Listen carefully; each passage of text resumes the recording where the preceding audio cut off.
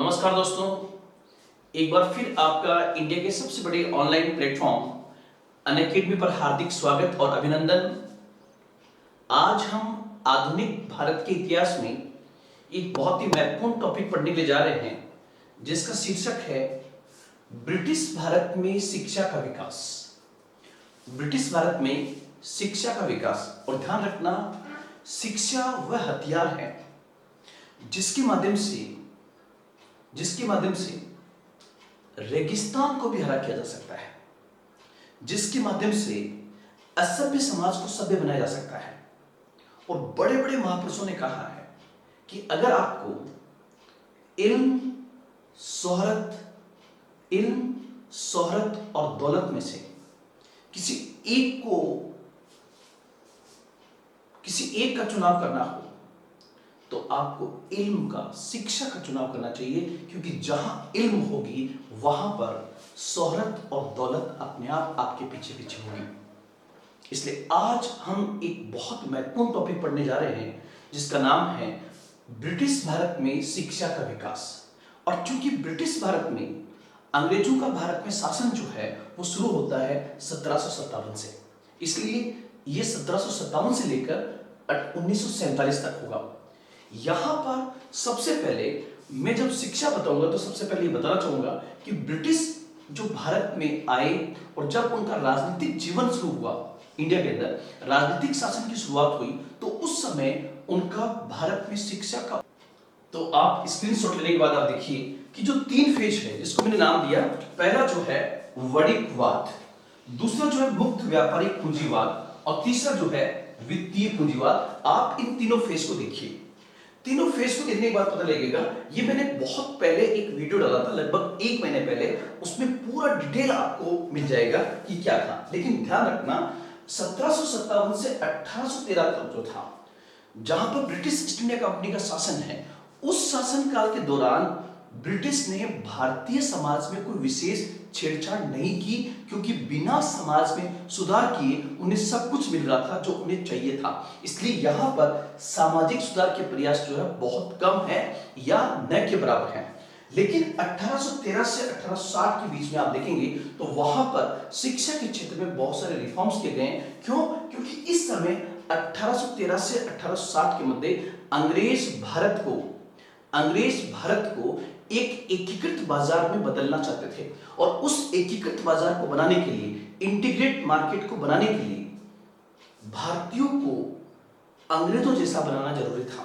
अर्थात एक ऐसे भारतीय वर्ग को तैयार करना जो सोचने समझने के दृष्टिकोण से अंग्रेजों जैसा हो, ताकि वो ब्रिटिश वस्तुओं का अच्छा उपभोक्ता बन सके। इसलिए आप देखेंगे जैसे जैसे वो भारत को बाजार के रूप में तब्दील करेंगे, वैसे वैसे भारत में शिक्षा के क्षेत्र में व्यापक सुधार किए जाएंगे। तो आपको ध्यान रखना, पहले फेज के अंदर जिसको हम कहते हैं वणिकवाद, उसके अंदर काफी कम रिफॉर्म्स देखने को मिलते हैं, लेकिन दूसरे और तीसरे चरण के अंदर व्यापक सुधार देखने को मिलते हैं। तो आप ये चीज यहां से बांध लेना कि आगे जाकर जो व्यापक सुधार मिले हैं उसका पीछे का जो मेन कारण है वो है ब्रिटिश आर्थिक हितों को पूरा करना। और ब्रिटिश आर्थिक हित क्या है कि भारत को एकीकृत बाजार बना करके और ब्रिटिश औद्योगिक वस्तुओं को भारतीय बाजार में लाना, और भारतीय उसके अच्छे खरीदार तभी बन सकते हैं जब वो पाश्चात्य शिक्षा और संस्कृति के बहुत नजदीक हो। तो ये बिंदु भी आपको यहां पर ध्यान में रखना है। तो इसके बाद आप देखोगे नेक्स्ट, अगर हम देखें तो पहला मैंने कहा ब्रिटिश भारत में शिक्षा का उद्देश्य क्या था। तो ब्रिटिश भारत में शिक्षा का जो मुख्य उद्देश्य है वो है औपनिवेशिक शासन के माध्यम से ब्रिटिश अपने आर्थिक और राजनीतिक हितों को पूरा करना चाहते थे। और आर्थिक हितों को पूरा करने के लिए वे भारतीयों को एक ऐसे वर्ग के रूप में तैयार करना चाहते थे जो दिखने में भारतीय हो, लेकिन सोचने समझने के पॉइंट से अंग्रेजों जैसा हो, ताकि वो ब्रिटिश वस्तुओं का अच्छा उपभोक्ता बन सके। तो ध्यान रखना, ब्रिटिश भारत में शिक्षा का जो मेन ऑब्जेक्ट होगा वो अपने आर्थिक और राजनीतिक हितों को पूरा करना था। तो सबसे पहले जो मैंने आपको पॉइंट बताए वो पॉइंट्स आपको याद रखने हैं। अब हम आगे चलें। सबसे पहले जैसे भारत में ब्रिटिश शासन शुरू होगा, तो उस ब्रिटिश शासन के शुरू होते ही स्टेप्स उठाए जाएंगे। जैसे आप देखिए, सबसे पहले नंबर एक जो है, हम देखें वारेन हेस्टिंग्स।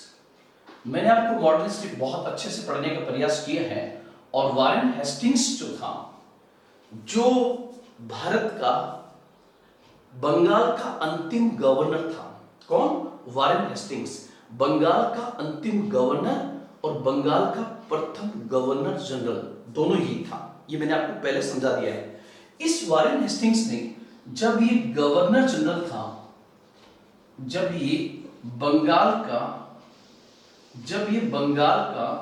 गवर्नर जनरल था, तब इसने 1781 के अंदर 1781 में कलकत्ता मदरसा की स्थापना की। कलकत्ता मदरसा की स्थापना की 1781 में। वो कलकत्ता मदरसा की स्थापना करता है। तो आपके दिमाग में होगा कि सर उसने कलकत्ता मदरसा की स्थापना क्यों की? तो आप लोग ध्यान रखना कि जिस समय अंग्रेज भारत में स्टैब्लिश हो रहे हैं, उस समय राजनीतिक सत्ता का हस्तांतरण जो हुआ है वो मुगलों से हुआ है। और मुगलों के टाइम में आपको पता है कि मुगलों की जो ऑफिशियल लैंग्वेज जो थी वो फारसी थी, और उनकी साहित्यिक जो लैंग्वेज थी वो कहीं ना कहीं अरबी थी। मतलब उनके जो धार्मिक ग्रंथ थे वो अरबी भाषा में लिखे हुए थे। इसलिए कलकत्ता मदरसा में स्पेशली फारसी एवं अरबी भाषा की शिक्षा दी जाती थी, ताकि एक ऐसा मुस्लिम तबका तैयार हो सके जो ब्रिटिश की मदद कर सके कानूनों को समझने के लिए। इसलिए 1781 में वारेन हेस्टिंग्स ने कलकत्ता मदरसा की स्थापना की। इसी प्रकार से आप देखोगे तो दूसरा स्टेप आपको दिखाई देगा 1784 का, 1784, और आपको नाम याद रखना है विलियम जोन्स का। विलियम जोन्स का नाम याद रखना है। और विलियम जोन्स ने 1784 में एक बड़ी घटना को अंजाम दिया, और उसने एशियाटिक सोसाइटी की स्थापना की। आपसे पूछे कि एशियाटिक सोसाइटी की स्थापना किसके द्वारा की गई थी, तो उत्तर होगा विलियम जोन्स के द्वारा। विलियम जोन्स ने एशियाटिक सोसाइटी की स्थापना क्यों की? तो यहां पर उसका उत्तर होगा कि विलियम जोन्स जो था वो एशियाटिक सोसाइटी की स्थापना करके भारतीय साहित्य और संस्कृति का अध्ययन करना चाहता था। मतलब विलियम जोन्स जो है वो बेसिकली भारतीय साहित्य और संस्कृति को समझना चाहता था, ताकि अंग्रेज जो है भारत में लंबे समय तक शासन कर सके। और अंग्रेज भारत में लंबे समय तक शासन तभी कर पाएंगे जब वे भारत की संस्कृति को बहुत बेहतर तरीके से समझने का प्रयास करेंगे। तो यहाँ पर ये पॉइंट भी आपको याद रखना है, ये पॉइंट भी आपको ध्यान में रखना है। तो पहला पॉइंट होगा भारतीय साहित्य एवं संस्कृति को समझने के लिए विलियम जोन्स ने 1784 में एशियाटिक सोसाइटी की स्थापना की। अब इसमें दो चीजें आपको ध्यान में रखनी है कि विलियम जोन्स ने जब एशियाटिक सोसाइटी की स्थापना की ताकि वो भारतीय शोध को समझ सके, भारतीय ग्रंथों को समझ सके, भारतीय संस्कृति को समझ सके, उसके लिए किसकी स्थापना की? एशियाटिक सोसाइटी की। कब की? 1784 में। एग्जामिनेशन पॉइंट से आपको दो क्वेश्चन और ध्यान में रखने हैं विलियम जोन्स से। विलियम जोन्स से दो क्वेश्चन और ध्यान रखने हैं। एक तो आप ध्यान रखना कि विलियम जोन्स ने ही 1789 में, 1789 में विलियम जोन्स ने ही अभिज्ञान शाकुंतलम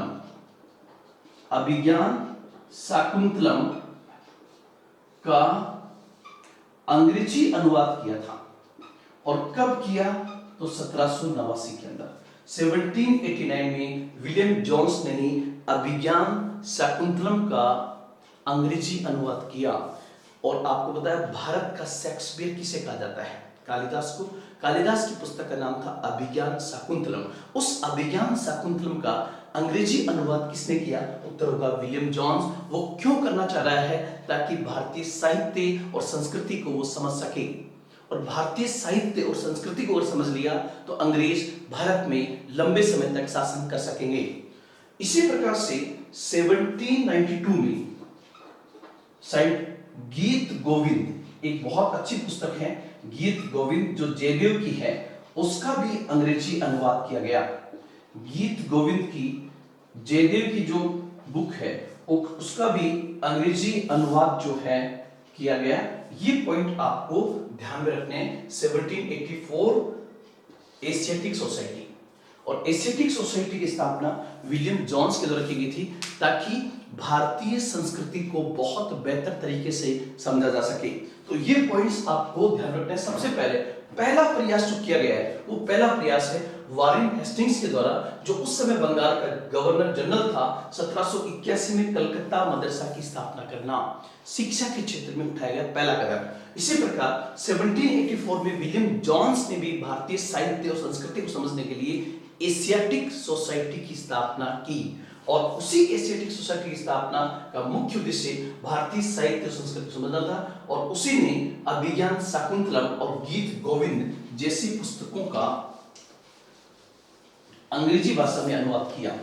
यहां पर आपको ध्यान रखना कि इसी टाइमिंग में, मतलब जो विलियम जोन्स का टाइमिंग है, उसी काल में कुछ और घटनाएं भी हुई है जहां से एग्जाम में प्रश्न आपका प्री में आ सकता है। जैसे आप ध्यान रखना 1784 में 1784 में ही श्रीमद् भागवत गीता जो भारतीय संस्कृति की सबसे महत्वपूर्ण पुस्तक मानी जाती है, महत्वपूर्ण ग्रंथ माना जाता है, श्रीमद् भागवत गीता। उस श्रीमद् भागवत गीता का 1784 में अंग्रेजी अनुवाद किसने किया? इसका अंग्रेजी अनुवाद किसने किया? तो उत्तर होगा चार्ल्स विल्किंस। चार्ल्स विल्किंस ने इसका अनुवाद किया था श्रीमद् भागवत गीता का 1784 के अंदर, 1784 के अंदर। ये बिंदु भी आप इसको बहुत बेहतर तरीके से आपको याद रखना है। इसी प्रकार से 1787 की एक घटना और है, हितोपदेश। इसका अनुवाद हुआ चार्ल्स विल्किंस द्वारा 1787 के अंदर। तो ये भी आपको ध्यान में रखना है। उसके बाद हम और आगे बढ़े, ये उस टाइम की कुछ जुड़ी हुई महत्वपूर्ण घटनाएं हैं जो आपको याद में रखनी है। एक आपको पता होगा, आपने नाम सुना होगा मनुस्मृति। मनुस्मृति जो है वो प्राचीन काल में एक प्रकार का हमारा संविधान की तरह काम करता था। प्राचीन काल का संविधान जो है, जिसमें बहुत सारे नियम कायदे, हिंदू संस्कृति और हिंदू नियम दिए गए हैं, वो मनुस्मृति में है। तो मनुस्मृति जिसे प्राचीन काल का संविधान भी कहते हैं, जिसे प्राचीन काल का एक प्रकार का कॉन्स्टिट्यूशन भी कहते हैं, जिसके अनुसार समाज चलता था, उस मनुस्मृति जो है, उस मनुस्मृति का भी 1792 में अंग्रेजी अनुवाद हुआ है। इसका भी अंग्रेजी अनुवाद हुआ है। इसका मतलब अंग्रेजों ने इसका अंग्रेजी अनुवाद क्यों किया? ताकि वो भारतीय संस्कृति को बहुत बेहतर तरीके से समझ सके। इसके पीछे कारण तो कहीं ना कहीं ये होगा। तो अंग्रेजी अनुवाद किया गया किसका? मनुस्मृति का। और कब किया गया? 1792 में। 1792 में। और जो अंग्रेजी अनुवाद हुआ उसको नाम क्या दिया गया? नंबर 1। दो अंग्रेजी अनुवाद हुए। पहला जो है इंस्टीट्यूट ऑफ हिंदू लॉ। आपसे जस्ट क्वेश्चन पूछे कि इंस्टीट्यूट ऑफ हिंदू लॉ किसका अंग्रेजी अनुवाद है? उत्तर होगा मनुस्मृति का। इसी प्रकार से दूसरा जो है a code of Gentoo laws. A code of जेंटुलॉज।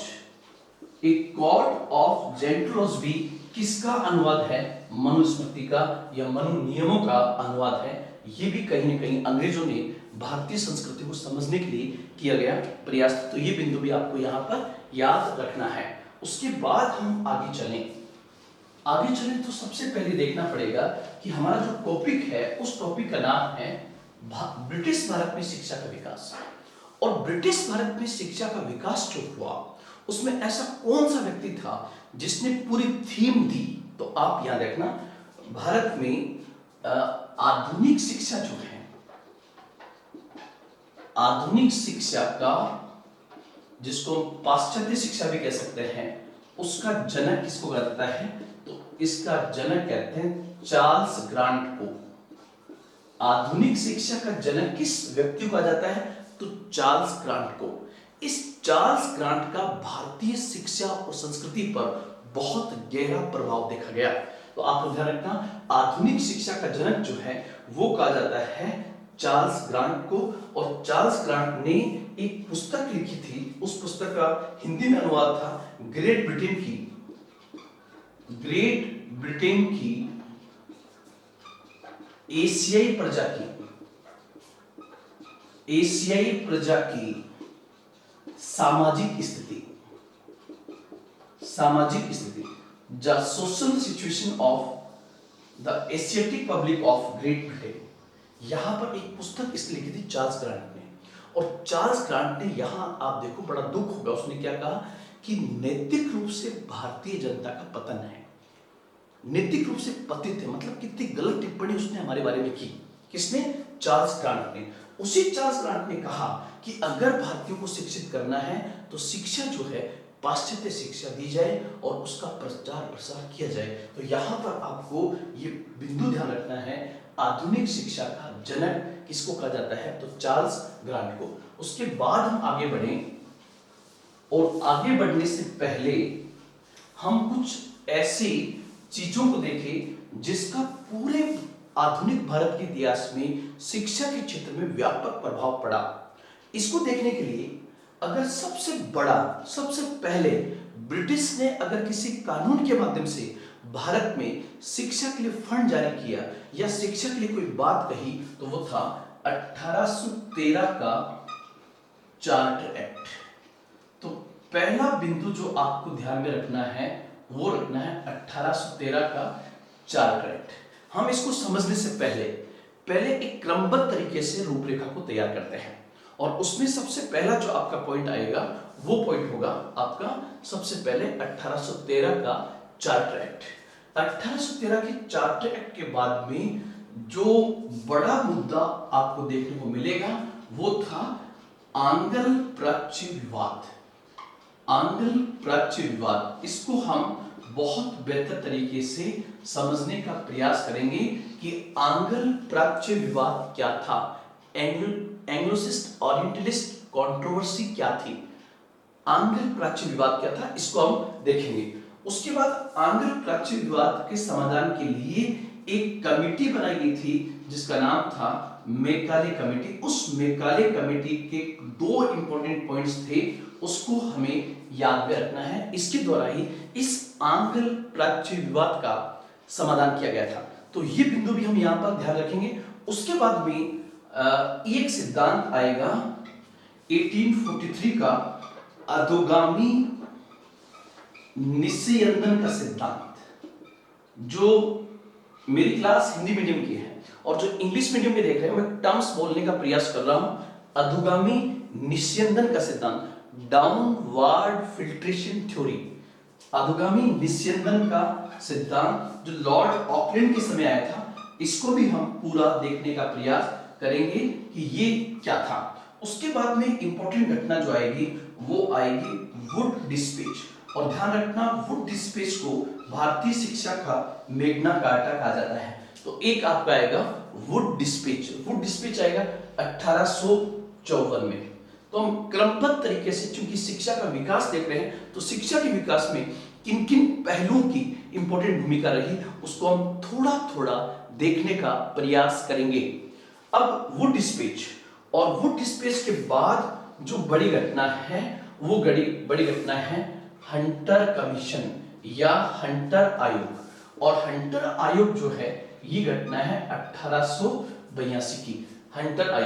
Hunter आयोग के बाद कोई बड़ी घटना होती है तो वो है भारतीय विश्वविद्यालय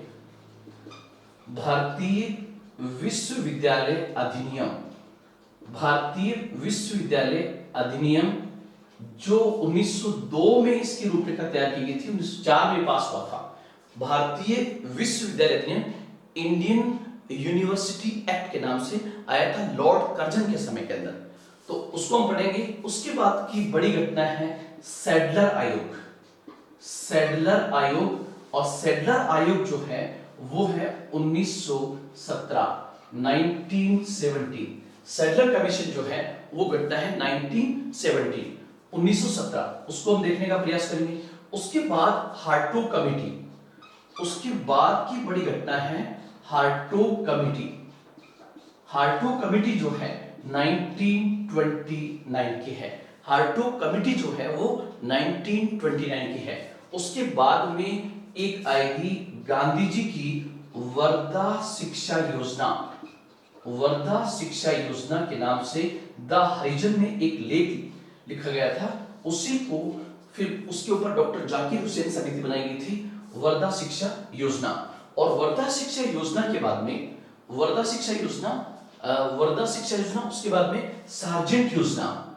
उसके बाद की घटना जो है वो है सार्जेंट योजना। सार्जेंट योजना, और सार्जेंट योजना के बाद की घटना जो है सार्जेंट योजना 1944। सार्जेंट योजना 1944। तो एक बार हम इतना देखने का प्रयास करेंगे। सबसे पहले ब्रिटिश भारत में शिक्षा का विकास जब होगा तो आपसे कुछ चीजें पूछ ले कि निम्नलिखित घटनाओं को सही क्रम में सजाएं। अगर ऐसा क्वेश्चन सबसे पहले आए तो आपको ध्यान रखना, सबसे पहले शिक्षा के क्षेत्र में भारत में 1813 का चार्टर एक्ट, फिर आंग्ल प्राच्य विवाद क्या था, फिर मैकाले कमेटी क्या थी, फिर अधोगामी निस्यंदन का सिद्धांत क्या था, उसके बाद वुड डिस्पेच जो 1854 में आया, ये वुड डिस्पेच क्या था, उसके बाद में हंटर आयोग जो है, उस हंटर आयोग के इंपॉर्टेंट पॉइंट्स क्या थे, भारतीय विश्वविद्यालय अधिनियम क्या था, सैडलर आयोग, भारतीय विश्वविद्यालय अधिनियम 1902 में इसका बिल तैयार हुआ है, 1904 में पास होगा, और Sadler commission 1917, Hartog committee 1929। UPSC mains में सीधा सीधा पूछा गया है हार्टोग कमीशन के बारे में, ध्यान रखना।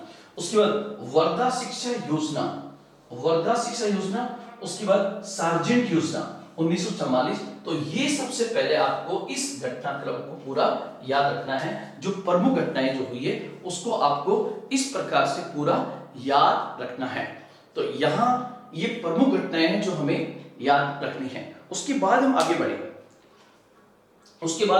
तो एक एक चीज को करने का प्रयास सबसे पहले करते हैं। तो सबसे पहला बिंदु जो आएगा वो आएगा 1813 का charter act, charter act of 1830। सबसे पहले मैं आपको ये बताऊं कि 1813 का चार्टर एक्ट क्या था। तो ये ब्रिटिश संसद द्वारा पास किया गया था। सबसे पहले 1813 का चार्टर एक्ट जो है ये ब्रिटिश संसद के द्वारा पास किया गया था। और जैसे कि हम लोग जानते हैं कि ब्रिटिश संसद हर 20 साल बाद में एक्ट पास करके ईस्ट इंडिया कंपनी की शासन की अवधि बढ़ाती थी। उसकी शुरुआत जो हुई थी सबसे पहले, वो शुरुआत हुई थी सबसे पहले 1773 के रेगुलेटिंग एक्ट से, 1773 के रेगुलेटिंग एक्ट से हुई, फिर 1793 में, उसके बाद 1813। तो इस एक्ट के द्वारा भारत में ब्रिटिश शासन की अवधि को 20 वर्ष और बढ़ाया गया था। लेकिन क्योंकि हम इस समय एक्ट नहीं पढ़ रहे हैं, हम सिर्फ ये पढ़ रहे हैं कि 1813 का जो चार्टर एक्ट आया था, उस चार्टर एक्ट का मेन ऑब्जेक्ट क्या था। तो ध्यान रखना, उस मेन ऑब्जेक्ट के साथ साथ एक पॉइंट और पढ़ना होगा, और वो एक बिंदु क्या है कि वो बिंदु ये है कि 1813 की चार्टर एक्ट के द्वारा ही जो मिशनरीज थी, ईसाई मिशनरियों को आधिकारिक रूप से परमिशन दी गई थी। ये बिंदु भी आप ध्यान रखना। लेकिन उससे ज्यादा यहां पर इसका इंपॉर्टेंस होगी कि 1813 के चार्टर एक्ट के द्वारा ब्रिटिश संसद ने भारत में शिक्षा के लिए पहली बार 1 लाख रुपए का फंड जारी किया। 1 लाख रुपए का फंड दिया कि भारत में शिक्षा के क्षेत्र में विकास के लिए 1 लाख रुपए खर्च किए जाएंगे। ये उन्होंने किसके माध्यम से किया? 1813 के चार्टर। और ध्यान रखना, आज की तारीख में हम देखें तो उस जमाने में, मतलब 1813 से 1913, 1913 से 2013, मतलब आज के 210 साल पहले 1 लाख रुपए की वैल्यू आज के 1000 करोड़ से भी कम नहीं थी। और इतना बड़ा पैसा अंग्रेज क्यों दे रहे हैं? तो यहां पर सबसे पहले हम ये देखें कि इतना पैसा वो क्यों दे रहे हैं। तो इसके पीछे का उनका आर्थिक हित था। आर्थिक हित क्या था कि ब्रिटिश सरकार भारत को एक बड़े बाजार में तब्दील करना चाहती थी ताकि ब्रिटेन की औद्योगिक वस्तुओं को भारत में बेचा जा सके। और भारतीयों की क्रय शक्ति उस समय भी बहुत बेहतर थी, इसलिए भारत के कच्चे माल को ही ब्रिटिश उद्योग धंधों में तैयार करके उस तैयार माल को भारत में भेजा जाता था। लेकिन जब तक भारत इंटीग्रेट मार्केट नहीं होगा और जब तक बेहतर उपभोक्ता नहीं होगा तो उस माल का कोई मतलब नहीं होगा। इसलिए भारतीयों को परंपरावादी रूढ़िवादियों से बाहर निकालने के लिए कहा गया कि शिक्षा के क्षेत्र में व्यापक स्तर पर खर्च किया जाए। और शिक्षा के क्षेत्र में व्यापक स्तर पर खर्च किया जाए, इसी के तहत पहली बार 1813 के चार्टर एक्ट के द्वारा 1 लाख रुपए का फंड जारी किया गया कि भारत में पाश्चात्य शिक्षा के ऊपर 1 लाख रुपए खर्च किए जाए ताकि भारतीयों को शिक्षित किया जा सके। तो ये एक बिंदु आपको ध्यान में रखना है कि भारत में किस एक्ट के द्वारा व्यापक पैसा खर्च किया गया था। तो उत्तर होगा 1813 का चार्टर एक्ट। उसके बाद हम आगे बढ़े तो नेक्स्ट पॉइंट जो आएगा आपका वो आएगा आंग्ल प्राच्य विवाद क्या था। आंग्ल प्राच्य विवाद क्या था? ये बहुत बार एग्जाम में क्वेश्चन पूछा गया है कि एंग्लोसिस्ट ओरिएंटलिस्ट कंट्रोवर्सी क्या थी, आंग्ल प्राच्य विवाद क्या था। तो आप लोग ध्यान रखना, आंग्ल प्राच्य विवाद का मुद्दा क्या है। मुद्दा तब उठा जब 1813 के चार्टर एक्ट के द्वारा 1 लाख रुपए का फंड जारी किया गया। अब ब्रिटिश के अंदर ही, मतलब अंग्रेजों के अंदर ही आपस में इस बात को लेकर विवाद उत्पन्न हुआ। और विवाद किस मुद्दे पर? विवाद इस मुद्दे पर उठा कि भारत में कौन सी शिक्षा प्रदान की जाए। जो कितना इंपॉर्टेंट इश्यू है कि भारत में कौन सी शिक्षा प्रदान की जाए। क्यों? क्योंकि उस समय अंग्रेजों का एक वर्ग ये मानता था कि भारतीयों की शिक्षा भी कोई कम नहीं है, लेकिन जो वर्ग हावी था वो वर्ग मानता था कि भारतीय शिक्षा एक प्रकार का भारतीय साहित्य कचरा है। और उन्हें कचरा इसलिए दिखाई दे रहा था ताकि वो पाश्चात्य शिक्षा को भारत में थोप सके। तो यहां पर ये बिंदु ध्यान रखना कि आंग्ल प्राच्य विवाद, ये विवाद किस मुद्दे पर था? तो विवाद था कि भारत में कौन सी शिक्षा प्रदान की जाए, कौन सी शिक्षा। और यहां पर कौन सी शिक्षा का मतलब क्या होगा कि या तो भारत में कौन सी शिक्षा का मतलब होगा कि भारत में कौन सी शिक्षा दी जाए, कौन सी शिक्षा प्रदान की जाए। तो या तो दी जाए प्राच्य शिक्षा, एक तो दी जाए प्राच्य शिक्षा। प्राच्य शिक्षा का मतलब क्या होगा? एंशिएंट एजुकेशन, प्राच्य शिक्षा एंशिएंट एजुकेशन। और दूसरा होगा या तो भारत में प्राच्य शिक्षा प्रदान की जाए, और दूसरा जो बिंदु होगा वो होगा कि या फिर भारत में पाश्चात्य शिक्षा दी जाए। तो आपसे ये पूछिए कि भारत में जो आंग्ल प्राच्य विवाद था, ये विवाद शुरू कब हुआ? ये विवाद शुरू हुआ जब 1813 के चार्टर एक्ट के द्वारा एक बहुत बड़ा फंड जारी किया गया। ये बहुत बड़ा फंड जारी करने के बाद इस बात को लेकर विवाद उत्पन्न हुआ कि भारत में कौन सी शिक्षा दी जाए, विच एजुकेशन, एंशिएंट एजुकेशन और वेस्टर्न एजुकेशन। और फिर अगर ये तय हो जाए कि कौन सी शिक्षा दी जाए तो फिर दूसरा मुद्दा और है जिसको लेकर विवाद था, और वो मुद्दा था कि शिक्षा का माध्यम क्या हो। शिक्षा का माध्यम क्या हो? माध्यम का मतलब मीडियम ऑफ एजुकेशन। इसको लेकर भी विवाद था। इसको लेकर कुल मिलाकर इस आंग्ल प्राच्य विवाद में मुख्यतः 3 गुट बनते हैं। आंग्ल प्राच्य विवाद को लेकर मुख्यतः कितने गुट बनते हैं? 3 गुट बनते हैं, जिसमें से एक हम कहेंगे पाश्चात्य शिक्षा समर्थक। एक गुट जो था वो था पाश्चात्य शिक्षा समर्थक था, एक उसमें था स्थानीय भाषा समर्थक और एक था प्राच्य शिक्षा समर्थक। प्राच्य शिक्षा समर्थक, सबके नाम याद नहीं रखने हैं। जैसे आपको पाश्चात्य शिक्षा मतलब अंग्रेजी माध्यम हो और वेस्टर्न एजुकेशन दी जाए, इसका सबसे बड़ा सपोर्टर था मैकाले और ट्रेवेनियर। ये चाहते थे कि भारत में वेस्टर्न एजुकेशन प्रदान की जाए, भारत में पाश्चात्य शिक्षा प्रदान की जाए और उस पाश्चात्य शिक्षा को अंग्रेजी माध्यम से दिया जाए। ये किसका कहना था? मैकाले और ट्रेवेनियर का। जबकि उनमें से कुछ ये थे जैसे मुनरो और एल्फिंस्टन, ये चाहते थे कि भारत में लोकल लैंग्वेज के माध्यम से, जैसे बंगाल में बंगाली के माध्यम से, गुजरात में गुजराती के माध्यम से, और एक और था प्राच्य शिक्षा, मतलब वे लोग जो चाहते थे कि भारत में जो शिक्षा प्राचीन काल से चली आ रही है वही शिक्षा दी जाए, मतलब ये होंगे प्राचीन शिक्षा के समर्थक। और इनका कहना था कि ये शिक्षा जिस माध्यम में दी जा रही है उसी माध्यम में कंटिन्यू किया जाए। जैसे उस समय दो मीडियम थे, एक अरबी और एक आपका, एक अरबी और एक संस्कृत, एक अरबी और एक संस्कृत। जैसे आप 1791 में जोनाथन डंकन ने बनारस में संस्कृत कॉलेज की स्थापना की थी, मैं बताना भूल गया था, तो ये भी बिंदु आप ध्यान रखें। तो यहां सबसे पहले आंग्ल प्राच्य विवाद क्या था, भारत में कौन सी शिक्षा और शिक्षा का माध्यम क्या हो, इसको लेकर ब्रिटिश के अंदर आपस में जो विवाद हुआ उस विवाद को आंग्ल प्राच्य विवाद कहा जाता है। इसके अंदर मैकाले और ट्रेवेनियर जैसे ग्रुप का मानना था कि भारत में पाश्चात्य शिक्षा को ही अंग्रेजी माध्यम में दिया जाना चाहिए, जबकि कुछ ग्रुप्स का मानना था कि भारत में जो वैदिक शिक्षा है, जो प्राच्य शिक्षा है, जो अरबी शिक्षा है, उसी को निरंतर किया जाए। तो आप ये बिंदु ध्यान रखना। तो ये बड़ा विवाद खड़ा हुआ और यहां पर सबसे इंपॉर्टेंट चीज क्या है कि इस विवाद का समाधान कैसे किया गया।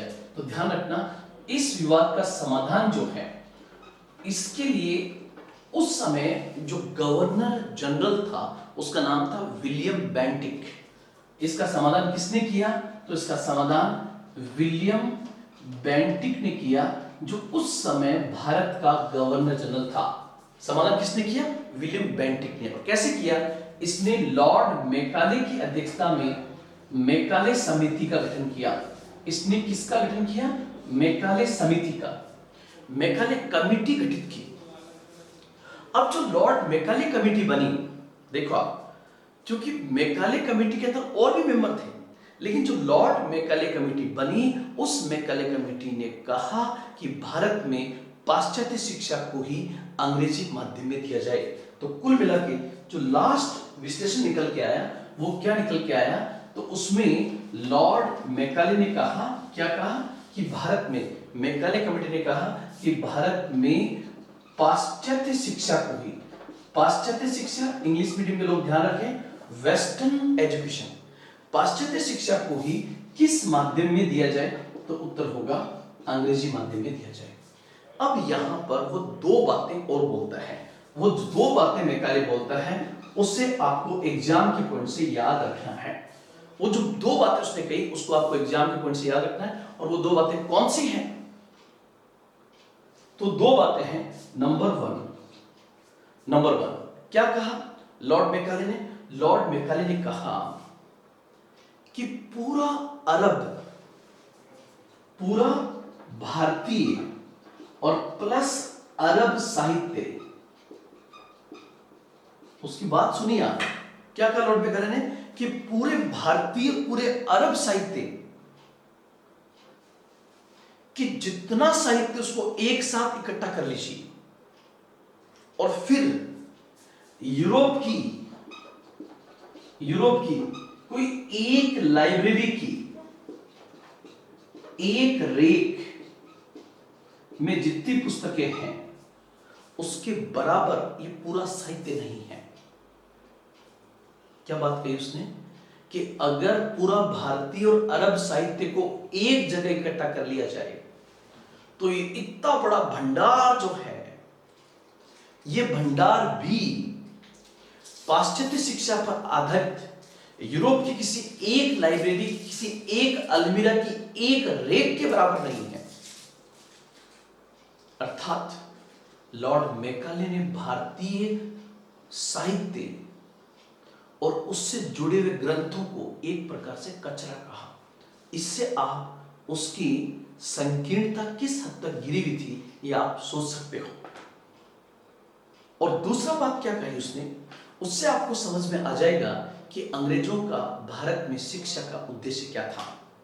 लॉर्ड मैकाले ने दूसरी बात कही, हमें एक ऐसा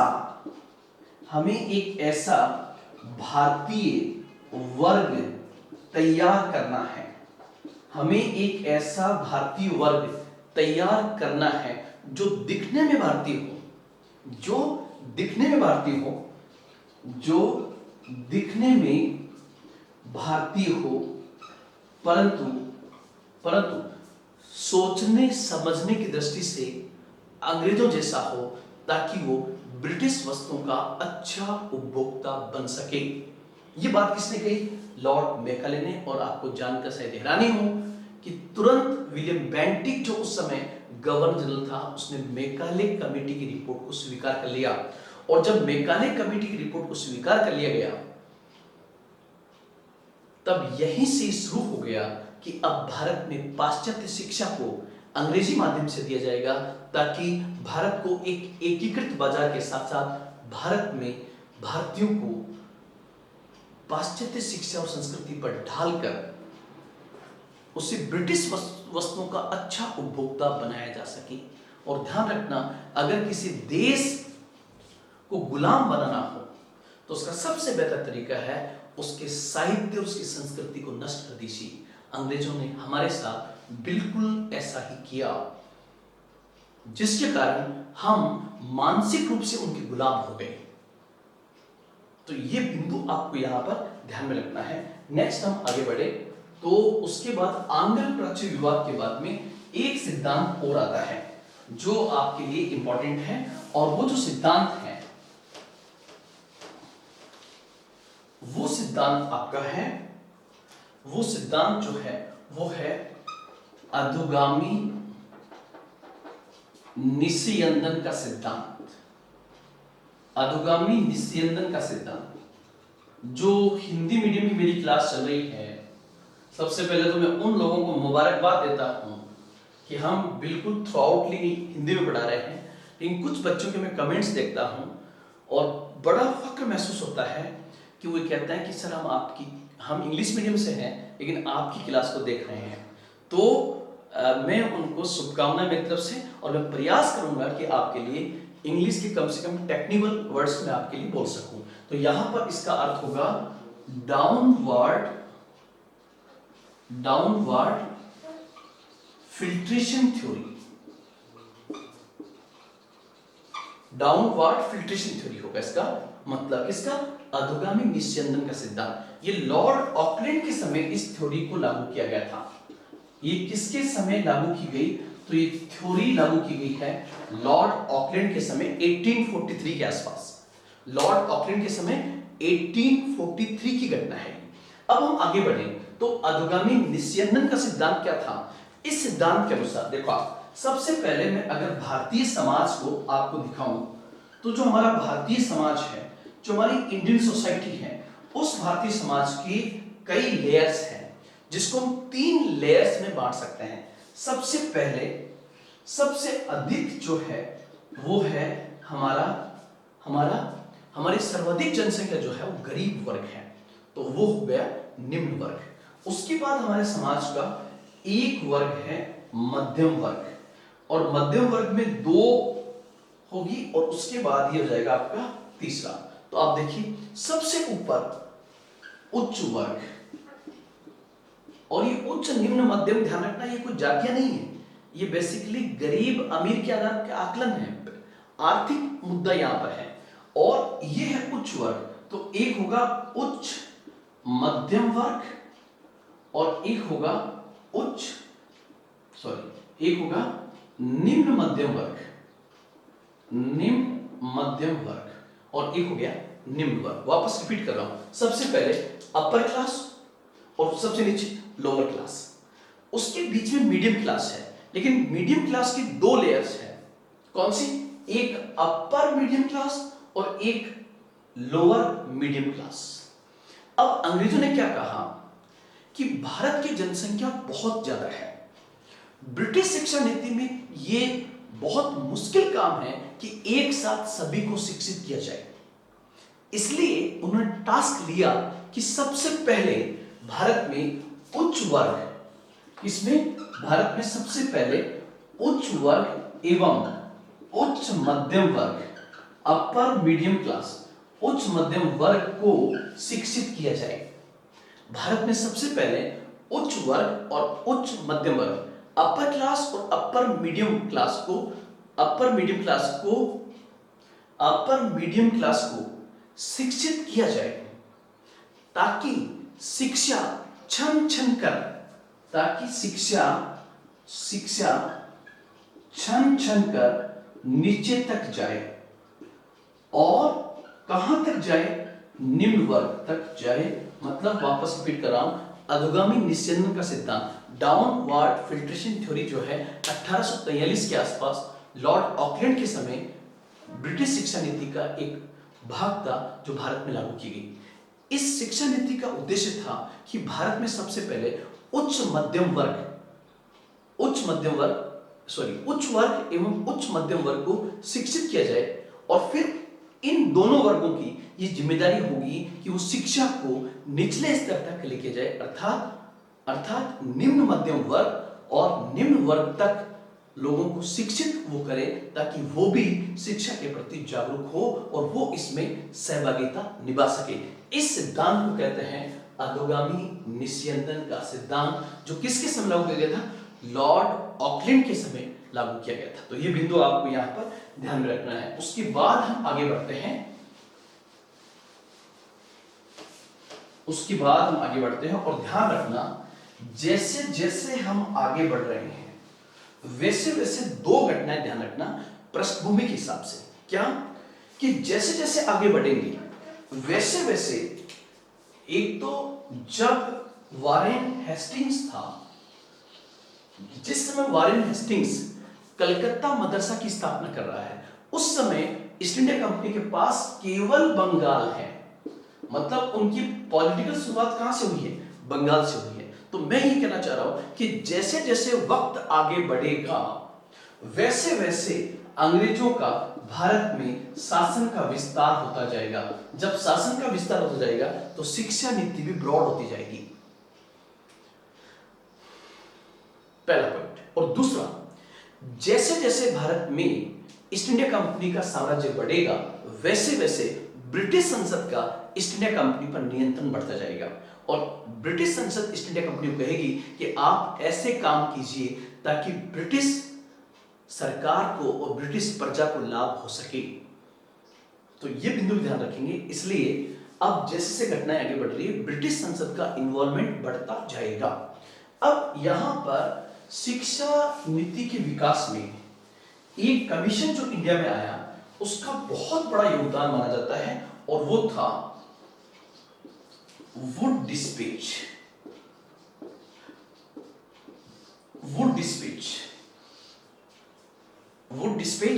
और कब आया है? तो उत्तर होगा 1854 में रिपोर्ट आई है, 1854। अच्छा, इसका अध्यक्ष कौन था? वुड डिस्पैच जो एक प्रकार कमीशन था, इसका अध्यक्ष था सर चार्ल्स वुड। और सर चार्ल्स वुड उस समय किस पद पर थे? तो ये उस समय बोर्ड ऑफ कंट्रोल के अध्यक्ष थे। और आपको पता है, यहां घटना देखिए एक बार आप, 1854, 3 साल बाद ही ब्रिटिश ईस्ट इंडिया कंपनी के खिलाफ रिवोल्ट होने वाला है, जिसको हम कहते हैं 1857 का विद्रोह। और 1857 के विद्रोह के बाद भारत में ईस्ट इंडिया कंपनी के शासन का अंत हो जाएगा। किसके द्वारा? 1858 के अधिनियम के दौरान। और 1858 के अधिनियम के दौरान बोर्ड ऑफ कंट्रोल और बोर्ड ऑफ डायरेक्टर्स को भी समाप्त कर दिया गया था और एक नया पद आया था भारत सचिव, सेक्रेटरी ऑफ इंडिया। मेरा आपसे क्वेश्चन है, मैं वैसे पढ़ा चुका हूं पीछे, मेरा आपसे क्वेश्चन है कि पहला 1858 के अधिनियम के तहत पहला सेक्रेटरी ऑफ इंडिया कौन था? कमेंट करके जवाब दें। और ध्यान रखना, जो लोग कमेंट लिखते हैं, गौतम, आरिफ, आकाश, इन सब के कमेंट्स को मैं पढ़ता हूं, लेकिन ये बात अलग है, थोड़ा समय के अभाव के कारण मैं वापस जवाब आपको नहीं दे पाता। लेकिन जैसे हम टेक्निकली साउंड होंगे 100% आपको जवाब दिया जाएगा। और जो आपकी डिमांड्स है पीडीएफ वगैरह की, वो भी हम पूरी करेंगे, 100% उसको पूरा किया जाएगा, वो आप ध्यान रखना। अब देखो, वुड डिस्पैच के अध्यक्ष, वुड डिस्पैच के अध्यक्ष सर चार्ल्स वुड है। वो उस समय क्या थे? बोर्ड ऑफ कंट्रोल के अध्यक्ष थे। उसके बाद हम चलें तो 1854 में जिस समय वुड डिस्पैच इंडिया में आएगा, पहली बात तो वुड डिस्पैच किसके द्वारा भेजा गया है?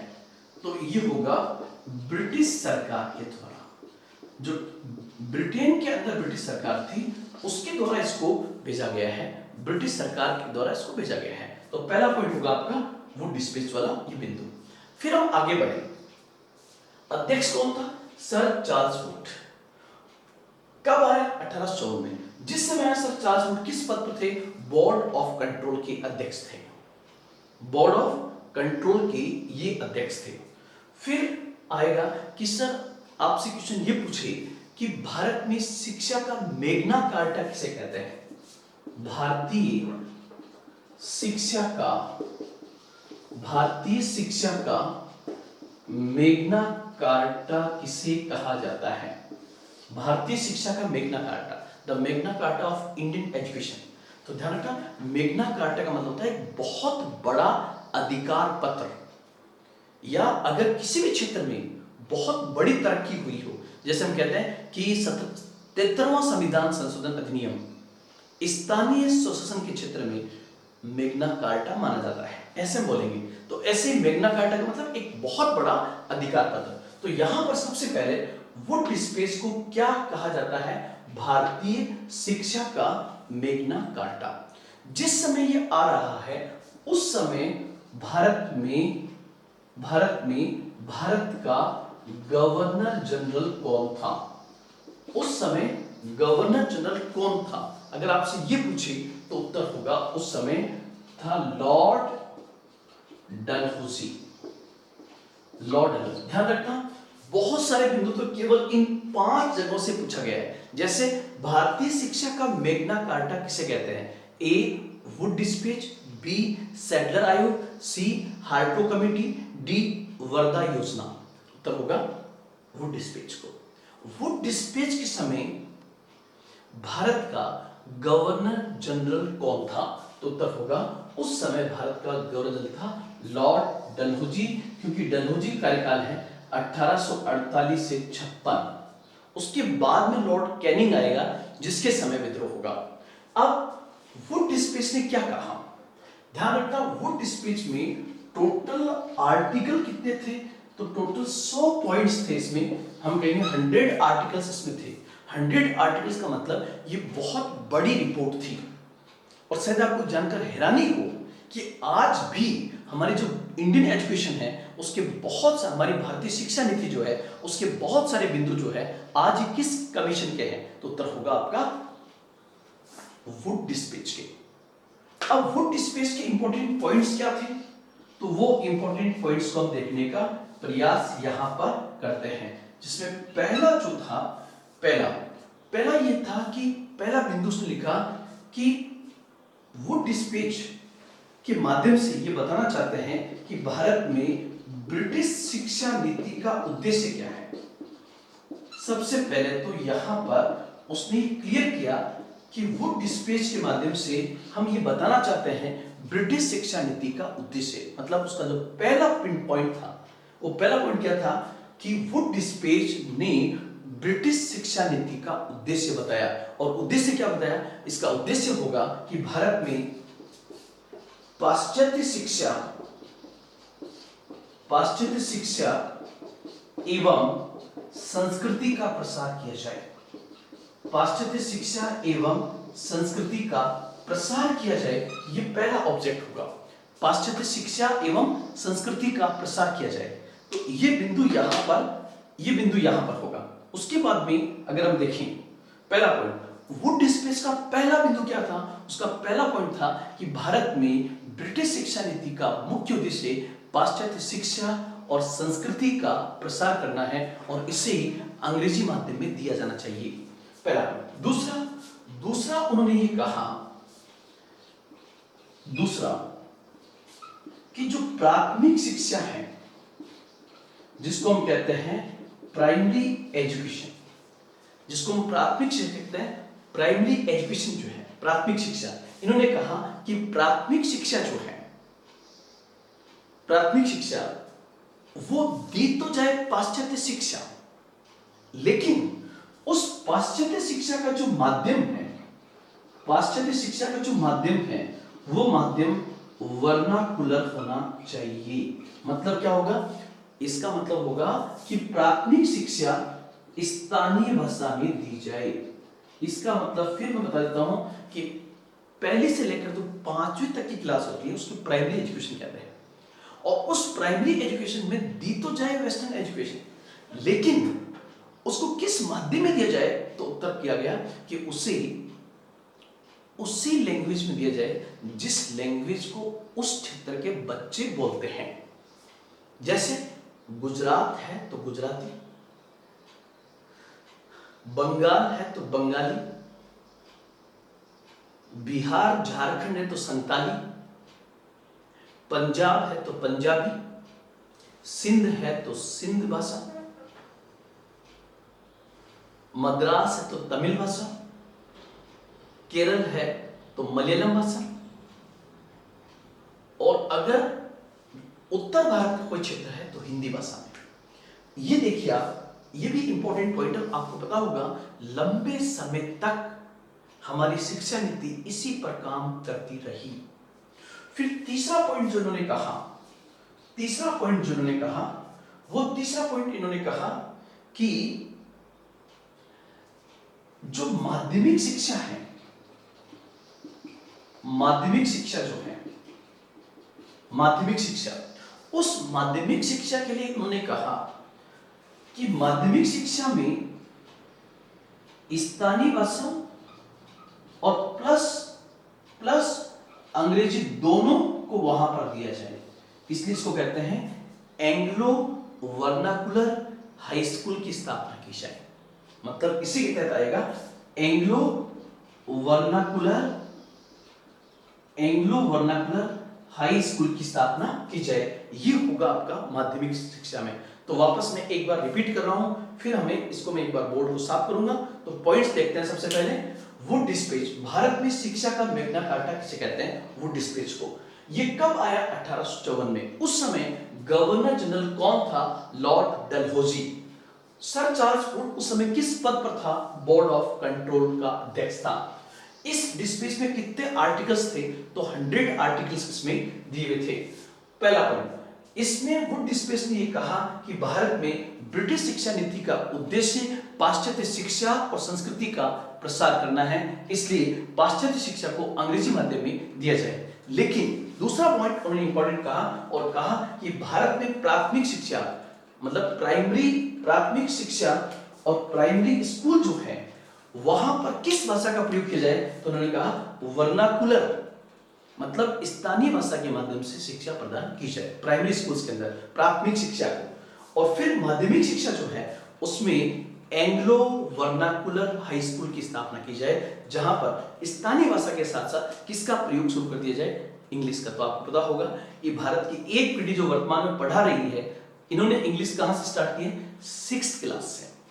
अब जो आ रही पीढ़ी, जो आपकी पीढ़ी है, वो तो शुरू से ही प्राइमरी से ही इंग्लिश पढ़ती आ रही है। तो यहां पर ये बिंदु भी आप ध्यान रखना। उसके बाद हम आगे चलें, वुड डिस्पेच के और पॉइंट्स को देखते हैं।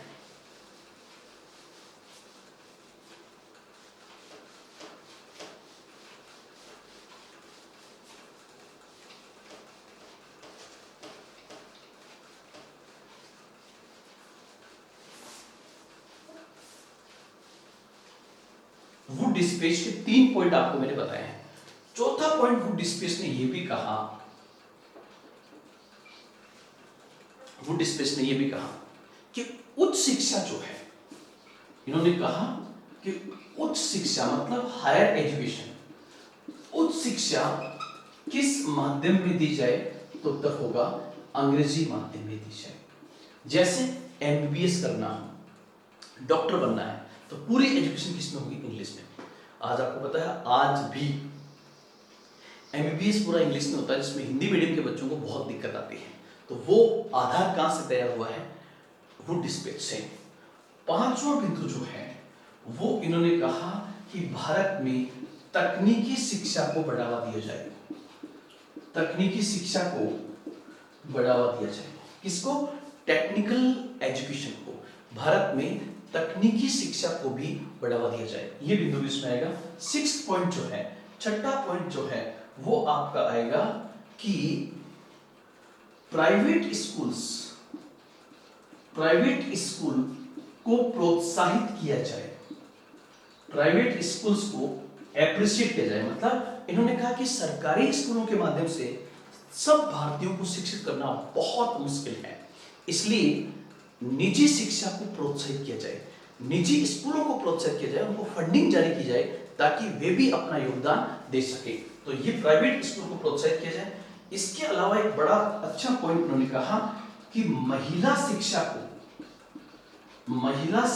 को प्रोत्साहित किया जाए, महिला शिक्षा को एप्रिशिएट किया जाए, ये भी इस में कहा गया था। किसको, महिला शिक्षा, विमेन एजुकेशन को भी प्रोत्साहित किया जाए, ये पॉइंट्स भी यहां पर थे। महिला शिक्षा को, जिसमें बालिका शिक्षा भी शामिल है, वो एप्रिशिएट किया जाए ताकि भारतीय समाज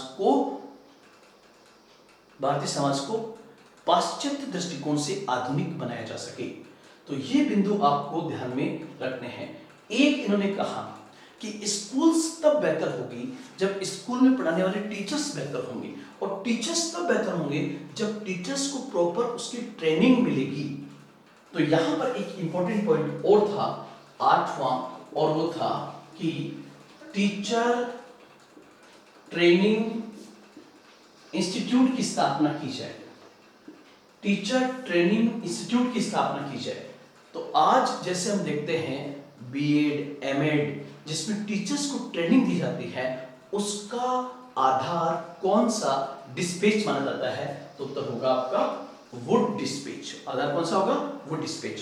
तो ये बिंदु भी आपको यहां पर ध्यान में रखना है। उसके बाद हम आगे बढ़ें तो आपका वुड डिस्पेच का एक बिंदु या 2 बिंदु और रह गए हैं। वुड डिस्पेच का 2 पॉइंट्स और हैं। वुड डिस्पेच में ये पॉइंट कहा गया क्या, कि लंदन विश्वविद्यालय के आधार पर भारत में 3 विश्वविद्यालय स्थापित किए जाए, 3 विश्वविद्यालय स्थापित किए जाए। अब ये 3 विश्वविद्यालय कहां पर, ये 3 विश्वविद्यालय कहां पर, और जिनको नहीं पढ़ना है उनके लिए तो शिक्षा बम के समान है कि भाई साहब मुझे तो रुचि नहीं है इसमें, तो 3 विश्वविद्यालय का बम, 3 विश्वविद्यालय कहां पर स्टैब्लिश किए जाएंगे, कैबम में। कै का मतलब हो जाएगा कलकत्ता, और बै का मतलब बॉम्बे, और मैं का मतलब मद्रास। तो आपको यह भी पता होना चाहिए कि भारत में सबसे पहले 3 विश्वविद्यालय कब बने, तो उत्तर होगा वुड डिस्पेच के आधार पर 3 विश्वविद्यालय भारत में सबसे पहले स्टैब्लिश हुए, और वो 3 स्टैब्लिश हुए कलकत्ता, बॉम्बे और मद्रास के अंदर। किस डिस्पेच में, 1854 का वुड डिस्पेच।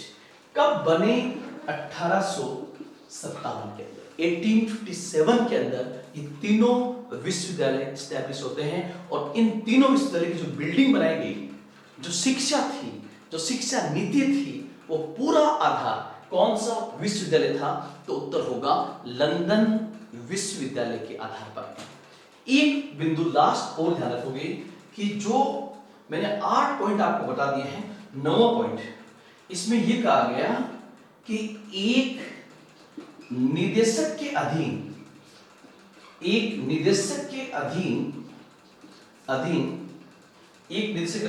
लोक शिक्षा विभाग की स्थापना की जाए। लोक शिक्षा विभाग की स्थापना की जाए। तो आपसे पूछे कि सबसे पहले किस डिस्पैच में कहा गया था कि एक डायरेक्टर के अधीन पब्लिक एजुकेशन डिपार्टमेंट, जिसको हम कहते हैं public education department, PED, public education department की स्थापना की जाए, तो उत्तर होगा आपका 1854 का वुड डिस्पैच। फिर आपसे पूछे कि एक निदेशक के अधीन लोक शिक्षा विभाग की स्थापना के लिए कौन सी 5 जगह चुनी गई जिसके तहत कार्यालय स्थापित किए गए, तो ये होगा ऊपर कैबम। ये तो आप समझ जाओगे। 3 स्थान, तो पहला कलकत्ता, बॉम्बे और मद्रास, तीनों जगह पर 3 लोक शिक्षा विभाग है। और 2 कौन से, एक तो उत्तर पश्चिमी सीमा प्रांत जिसमें पेशावर, और एक आ जाएगा आपका पंजाब। यहां पर भी इन्होंने एक निदेशक के अधीन लोक शिक्षा विभाग की स्थापना का प्रावधान किया गया। इसलिए आप देखिए एक साथ हम बोले कि जो वुड डिस्पैच था, उस वुड डिस्पैच के मेन ऑब्जेक्ट क्या थे? भारत में पाश्चात्य शिक्षा के प्रसार, भारत में ब्रिटिश शिक्षा नीति का मुख्य उद्देश्य पाश्चात्य शिक्षा नीति का प्रसार करना है। प्राथमिक स्कूलों में वर्नाकुलर भाषा का प्रयोग किया जाए, स्थानीय भाषा का। माध्यमिक स्कूलों में एंग्लो वर्नाकुलर हाई स्कूल की स्थापना की जाए, मतलब वहां पर अंग्रेजी और स्थानीय भाषा दोनों। उच्च शिक्षा अंग्रेजी माध्यम में दी जाए। भारत में महिला शिक्षा को प्रोत्साहित किया जाए। भारत में निजी शिक्षा को प्रोत्साहित किया जाए। भारत में टीचर्स की ट्रेनिंग के लिए टीचर्स ट्रेनिंग इंस्टीट्यूट की स्थापना की जाए। तो ये बिंदु जो है आपके इसमें होंगे। आप इसका एक स्क्रीनशॉट ले लीजिए। तो ये आपका पॉइंट था। उसके बाद हम आगे बढ़े तो आप देखना इसके बाद के बिंदु क्या होंगे। तो इसके बाद के जो पॉइंट्स हैं जो हमें याद रखने हैं, वो पॉइंट्स आपके होंगे। अब इसके बाद में एक इंपॉर्टेंट कमीशन और आता है जिसका नाम था हंटर आयोग। हंटर आयोग 1882 में आता है, 1882 में। हंटर कमीशन 1882 के अंदर हंटर कमीशन आया। उस समय भारत का वायसरॉय कौन था? तो भारत का वायसरॉय उस समय था लॉर्ड रिपन उस समय था 1882। अब हंटर आयोग का फोकस बिंदु क्या था? तो उसका फोकस बिंदु था प्रजा। ये याद रखना। मतलब होगा इसके माध्यम से किस क्षेत्र में शिक्षा में सुधार किया जाए, तो जाएगा प्राथमिक शिक्षा के क्षेत्र में सुधार किया जाए। किसमें? Primary education. और जय मतलब होगा जिला स्तर पर। और उस समय जिला स्तर पर चलती थी उच्च माध्यमिक शिक्षा। तो यहां पर स्पेशली ये 2 पॉइंट फोकस किए गए थे, जिसमें से सबसे इंपॉर्टेंट पॉइंट जो यहां पर था वो था हंटर आयोग की स्थापना किस क्षेत्र में शिक्षा के क्षेत्र में सुधार की गई थी? उत्तर होगा प्राथमिक शिक्षा के क्षेत्र में सुधार। साथ ही साथ इस कमीशन ने कहा कि व्यवहारिक शिक्षा प्रदान की जाए, प्रैक्टिकल एजुकेशन, ताकि व्यक्ति पढ़ने के बाद रोजगार भी प्राप्त कर सके। तो ये बिंदु भी इस कमीशन का एक इंपॉर्टेंट पॉइंट था। तो उसके बाद में था हंटर आयोग। उसके बाद आप लोग ध्यान रखना, उसके बाद का जो बिंदु है वो पॉइंट आपका होगा, वो पॉइंट है आपका लॉर्ड कर्जन जो था। लॉर्ड कर्जन आपने सुना होगा। लॉर्ड कर्जन जो एक प्रतिक्रियावादी शासक था जिसके कार्यकाल में बंगाल का विभाजन हुआ था। उस लॉर्ड कर्जन ने शिमला के अंदर, शिमला में बैठक करके उसने कई सारे प्रस्ताव पास किए। प्रस्तावों पर बातचीत करने के लिए टॉमस रेले कमीशन की स्थापना की। टॉमस रेले आयोग बनाया था उसने।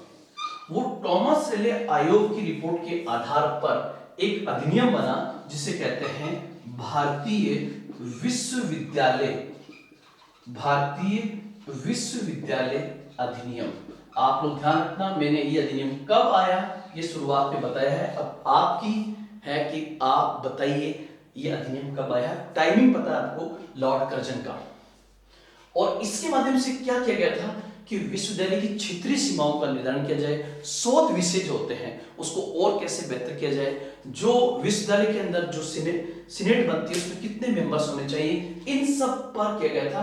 कुल मिला के मैं कह सकता हूं भारतीय विश्वविद्यालय अधिनियम के माध्यम से विश्वविद्यालयों पर नियंत्रण स्थापित करने का प्रयास यहां पर किया गया था। उसके बाद हम देखें तो नेक्स्ट पॉइंट जो आपका आएगा वो नेक्स्ट पॉइंट होगा आपका सैडलर आयोग। उसके बाद में जो आया उसे हम कहते हैं सैडलर आयोग। सैडलर आयोग, सैडलर आयोग, सैडलर आयोग में ज्यादा रिपोर्ट याद नहीं करनी है। सबसे पहले पूछे कि सैडलर आयोग क्या था। यह भारत में ब्रिटिश शिक्षा नीति में सुधार के लिए भेजा गया एक कमीशन था। पहला पॉइंट क्लियर, मतलब शिक्षा नीति से संबंधित है। कब? 1917 1917 के अंदर।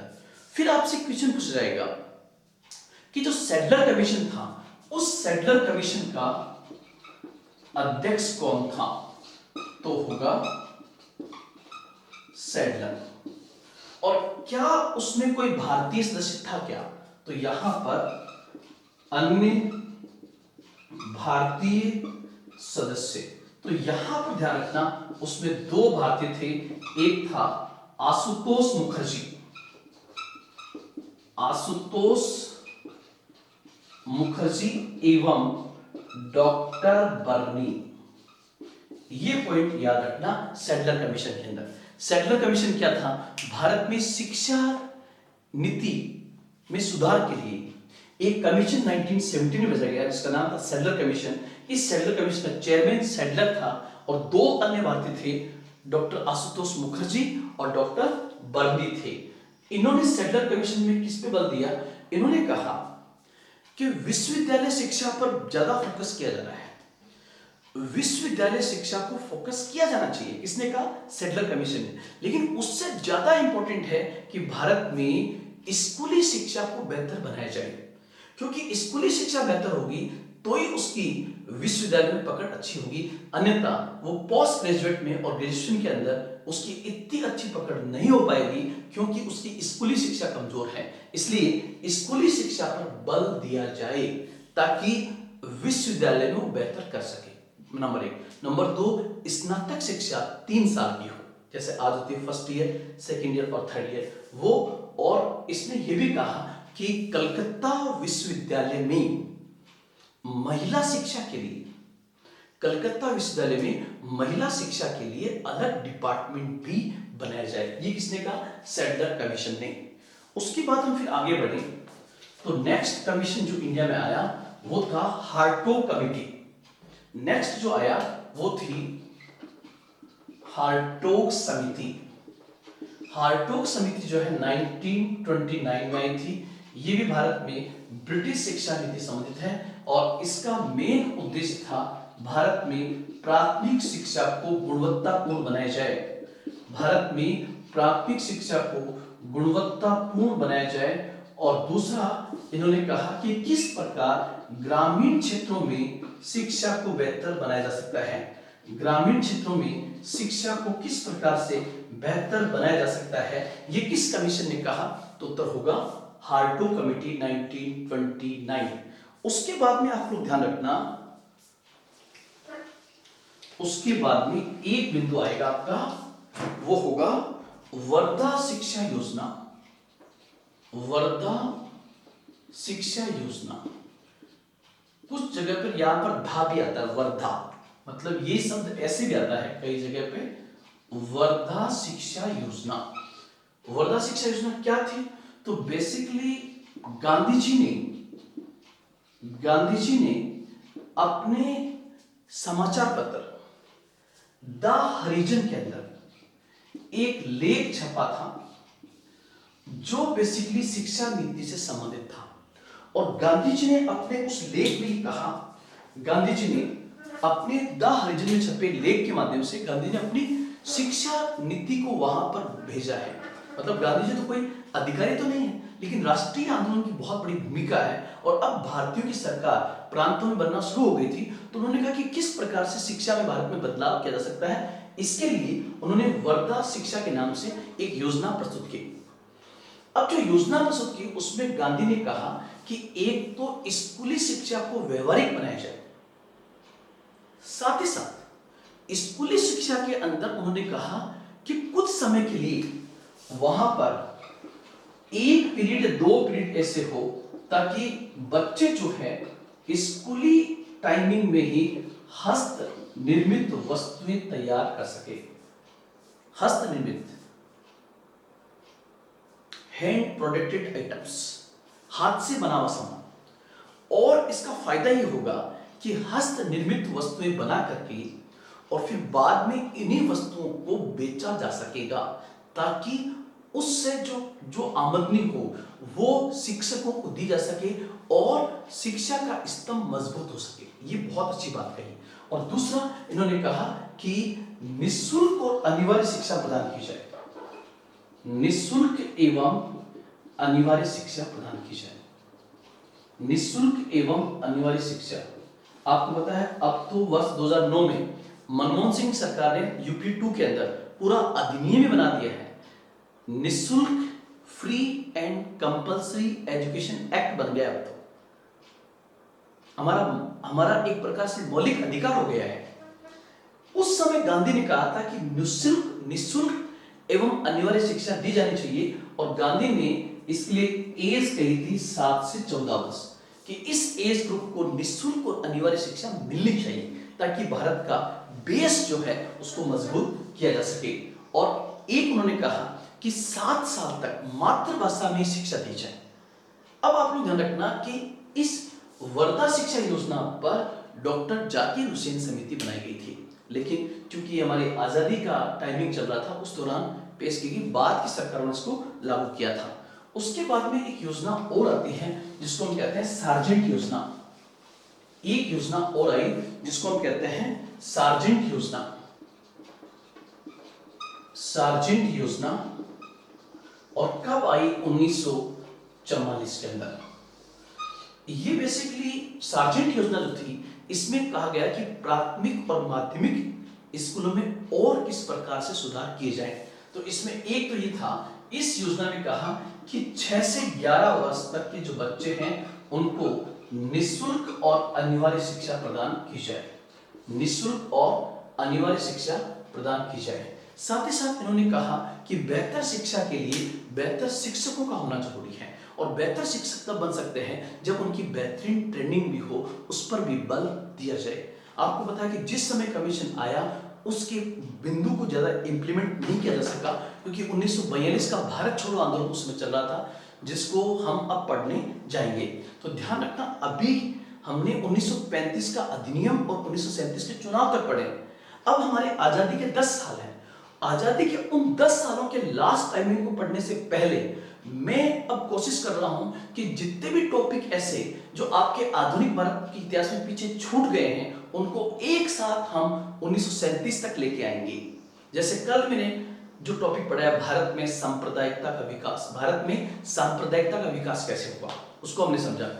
आज मैंने आपको बताया कि भारत में ब्रिटिश शिक्षा नीति का विकास किस प्रकार से हुआ, और निश्चित रूप से जो पाश्चात्य शिक्षा अंग्रेज लेके आए, उस शिक्षा ने भारतीयों को जागरूक करने में निश्चित रूप से अहम भूमिका अदा की। हालांकि उस शिक्षा के माध्यम से हमारा शोषण जरूर हुआ, लेकिन उसी शिक्षा ने ब्रिटिश के लिए भारतीय हथौड़े का काम किया, जिसने भारतीयों को जागरूक करके और राष्ट्रीय आंदोलन में चेतना पैदा करने में, राष्ट्रवाद को अभिव्यक्त करने में बहुत बड़ी भूमिका अदा की। तो दोस्तों, आज हमारा जो टॉपिक था वो था आपका भारत में शिक्षा नीति का विकास। कल हम फिर एक नए टॉपिक के साथ आपके सामने हाजिर होंगे। आज इतना ही। जय हिंद, जय भारत। उद्देश्य क्या था? तो ध्यान रखना, उनका जो घोषित उद्देश्य था, ब्रिटिश का भारत में शिक्षा का जो घोषित उद्देश्य था, वो घोषित उद्देश्य था व्हाइट मैन बर्डन थ्योरी। मतलब उनका था कि भारतीय असभ्य है, उन्हें सभ्य बनाने के लिए हमें ईश्वर ने भेजा है। व्हाइट मैन बर्डन थ्योरी को कहा जाता है। लेकिन हकीकत में इसके पीछे का कुछ जो था, उसको मैंने आपको बहुत पहले समझाया था। भारत में ब्रिटिश शासन के 3 चरण।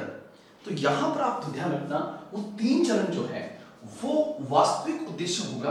और अंग्रेजों का भारत में जो वास्तविक उद्देश्य था, वो वास्तविक उद्देश्य था कि वे अपने औपनिवेशिक शासन में, औपनिवेशिक शासन मतलब भारत में जो शासन था, वो शासन क्या था?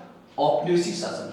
तो औपनिवेशिक शासन के माध्यम से, औपनिवेशिक शासन के माध्यम से अपने अपने आर्थिक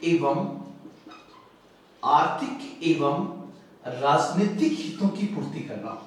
तो ध्यान रखना, उनका जो मेन ऑब्जेक्ट होगा वो भारतीय समाज में सुधार नहीं है, बल्कि वो शिक्षा का प्रसार भारत में इसलिए करना चाहते थे ताकि औपनिवेशिक शासन के माध्यम से, अपने ब्रिटिश शासन के माध्यम से वे अपने आर्थिक और राजनीतिक हितों की पूर्ति कर सके। इसलिए हम भारत में जो ब्रिटिश शिक्षा थी, उस ब्रिटिश शिक्षा को ब्रिटिश शासन के 3 चरणों में समझ सकते हैं। जैसे पहला चरण जो मैंने आपको समझाया था बहुत पहले ब्रिटिश शासन में, उसी का थोड़ा सा पार्ट में रिपीट कर रहा हूं। पहला पार्ट होगा वणिकवाद। वणिकवाद, मर्केंटिलिज्म। ये टाइमिंग है 1757 से 1813। फिर 1813 से 1860 जो है मुक्त व्यापारिक पूंजीवाद है। मुक्त व्यापारिक पूंजीवाद है, फ्री ट्रेड कैपिटलिज्म है। और ये कार्यकाल 1813 से 1860 के बीच में होगा। और तीसरा होगा वित्तीय पूंजीवाद। तीसरा जो फेज है उसको हम कहते हैं फाइनेंशियल कैपिटलिज्म, जिसको हम कहते हैं वित्तीय पूंजीवाद। और जो वित्तीय पूंजीवाद था उसका कार्यकाल था 1860 से 1947। अगर आपको ये तीनों चरण समझने हो तो आप मेरा एक वीडियो देखें, भारत में ब्रिटिश शासन के आर्थिक शोषण के 3 चरण। उसमें मैंने एक ही चीज को समझा रखा है कि किसी भी घटना के पीछे, किसी भी कानून के पीछे अंग्रेजों का रियल ऑब्जेक्ट क्या था, उनका वास्तविक उद्देश्य क्या था, ये उसमें वहां पर बहुत बेहतर तरीके से समझाया हुआ है। तो यहां पर इस चीज का आप ध्यान रखें कि सबसे पहला जो होगा वणिकवाद, दूसरा मुक्त व्यापारिक पूंजीवाद और तीसरा जो है वित्तीय पूंजीवाद। यहां पर इन तीनों के माध्यम से हम आपको बताने का ये प्रयास करेंगे। तो आप इसका एक बार स्क्रीनशॉट लें।